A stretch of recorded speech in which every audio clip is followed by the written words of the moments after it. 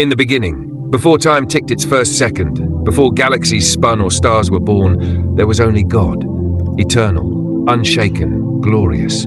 There was no sound, no sky, no sea, no soil, only infinite stillness, wrapped in the presence of the Almighty. And then, with no warning, he spoke. Let there be light, and light obeyed. It exploded across the nothingness, piercing the dark like a sword of brilliance, shattering the silence with radiance and pushing back the shadows that had never known a boundary. That first light was more than brightness. It was purpose. It was vision. It was the heartbeat of every promise yet to be fulfilled. God saw the light, and it was good. He separated it from the darkness, naming them day and night. Time itself awakened at his word. The second day came not with the ticking of a clock, but with the rolling voice of God again saying, Let there be a vault between the waters. And sky unfurled like a canvas, stretched across the heavens, blue and endless, a dome of wonder dividing the waters above from below. He named the expanse heaven, and it was good. The third day, the earth began to stir. Waters gathered into oceans and rivers, making room for land to rise. Hills rolled like waves frozen in time. Mountains pierced the clouds and valleys whispered their welcome. Then the earth became fruitful. At his word, life surged from the ground.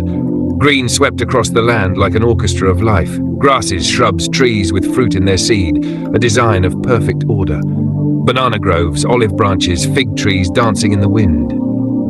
Each plant carrying legacy in its roots. Every color, every fragrance, every bloom, intentional, beautiful, alive, and God smiled again.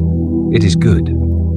Day 4, the heavens were decorated. The sun was hung like a torch for day, the moon a lantern for night. Stars, scattered like diamonds, filled the skies with wonder and rhythm. They marked seasons, appointed days, and guided dreamers and kings. The galaxies sang a silent hymn, their alignment whispered glory. And still, he wasn't done. Day 5, and the oceans stirred. Waters boiled with life, schools of fish like silver lightning, giant creatures that roamed the deep, dolphins leaping in laughter, whales singing mysteries known only to them. Above, the sky danced with birds, eagles soaring high, sparrows fluttering low, each one a signature of God's imagination. He blessed them. Be fruitful, multiply, fill the waters and the skies. And they did. Day 6, the land awoke with creatures. Elephants thundered, lions roared.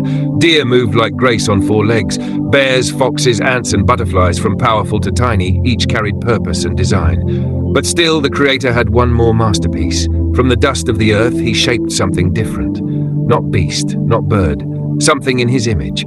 Fingers carved a nose, lips, eyes, limbs. And then he leaned close, he breathed. Breath divine and pure filled lungs made of clay. And man opened his eyes. The first human, Adam. And then, from Adam's side, he formed Eve, crafted not from dust, but from living bone, equal in glory, equal in purpose, a reflection of unity, of family, of divine intimacy. God looked at them, his image bearers, placed in a garden he planted himself, Eden, where rivers flowed, fruit ripened, and peace reigned. He walked with them, talked with them, and trusted them to rule, to tend, to thrive. And then he looked over all he had made, the light, the sky, the land, the stars, the sea, the creatures and the humans. And with delight, deep as eternity, he declared, "It is very good."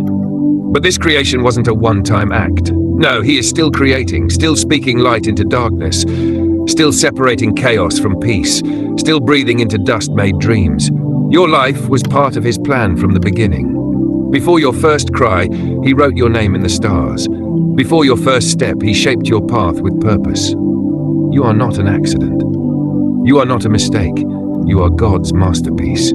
Even now, when life feels broken, when darkness tries to swallow your joy, remember, the same voice that said, "Let there be light," can speak into your situation. He can part your seas, plant you in purpose, multiply your little, and raise beauty from your ashes. So lift your eyes, take a breath. You are standing in the middle of a miracle. Creation wasn't the end of the story, it was the beginning of yours.